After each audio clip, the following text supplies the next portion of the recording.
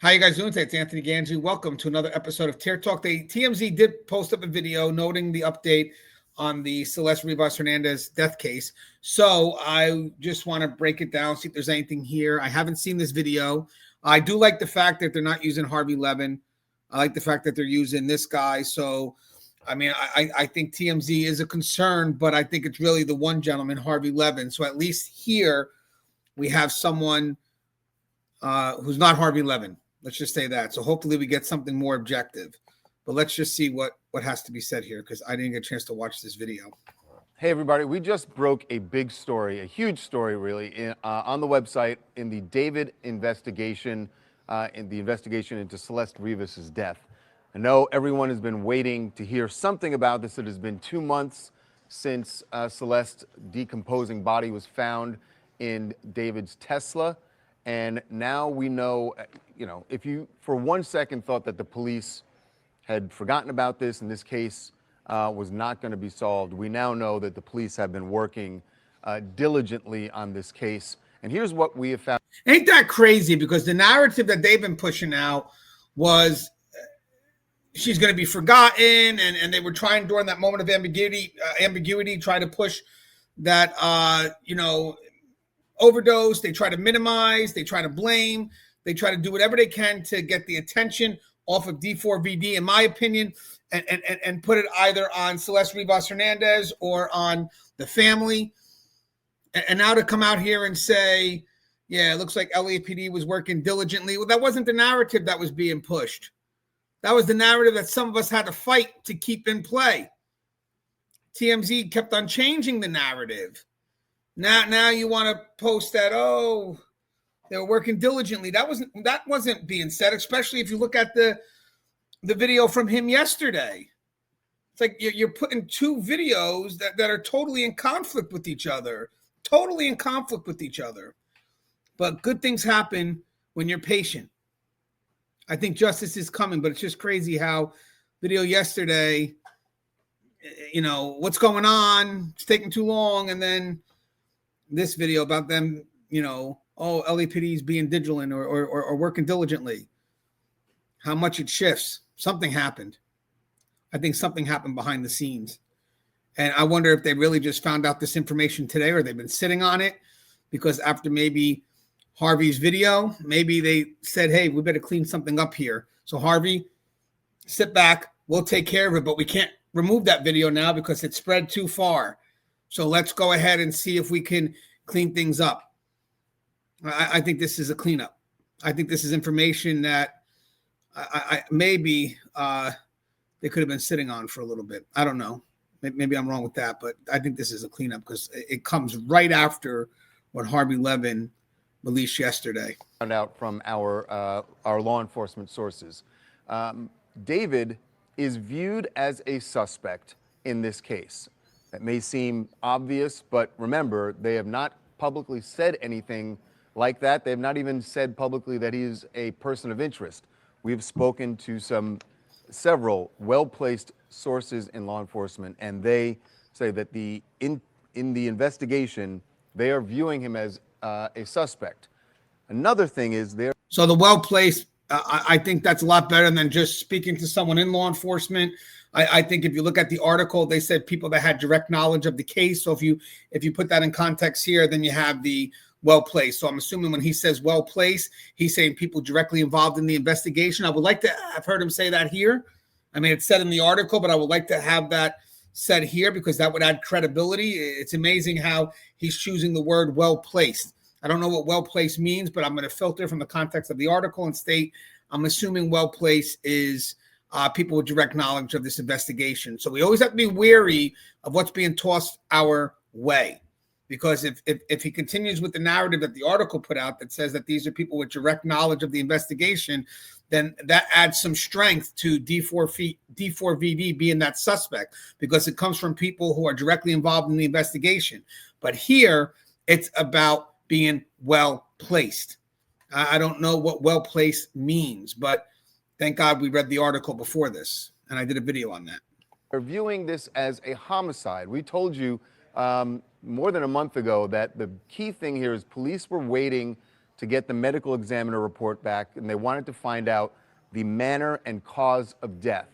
They wanted that from the medical examiner because the reality is at this point, yes, they know that her body was decomposing, that it was chopped up, but they don't know how she died. And they were waiting for those results.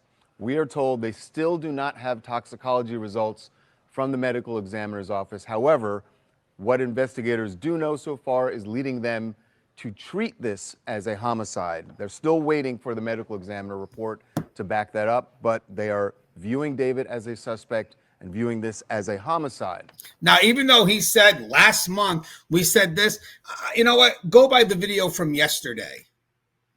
Go by the video from yesterday where there were no suspects. There was no homicide. And look at how it changed. Again, I broke down the video from yesterday. I did it yesterday. But look, are you forgetting that you did a video yesterday, Harvey did, that pretty much said there was no homicide and there was no known suspect and LAPD not doing enough. And, you know, it's just amazing how now we have this side. It's what a 180 here. I mean, what a complete 180. If people can't see this 180 and just the fact that what got me upset with that Harvey Levin video yesterday is how they spoke of Celeste Rivas Hernandez, the body. They minimize what happened to her. The blame. But guys, yesterday, the video yesterday, totally 180 from this video. So there's something else here that's two more things we got to tell you about. And one of them has to do with the fact that there could be other arrests here. David may not be the only person that they end up arresting in this case. So we'll tell you why in just a moment. Now, here is another very key fact that we have been told, that there was in the spring of 2025, they have information, police do, about David going to Santa Barbara County, a remote area of Santa Barbara County. That's how it was described to us, that he went to this remote area, spent several hours there, and then returned to LA. Don't know anything more at this point, don't know. Spring of 2025 is a long way from September, early September, when her body was found. Okay, guys, I want to mention something here. It takes place in the other article that they just posted up. He says that basically we don't know why police was following him in the spring and made it look like. I'll give you the exact verbiage. Hold on, let me give you the exact verbiage.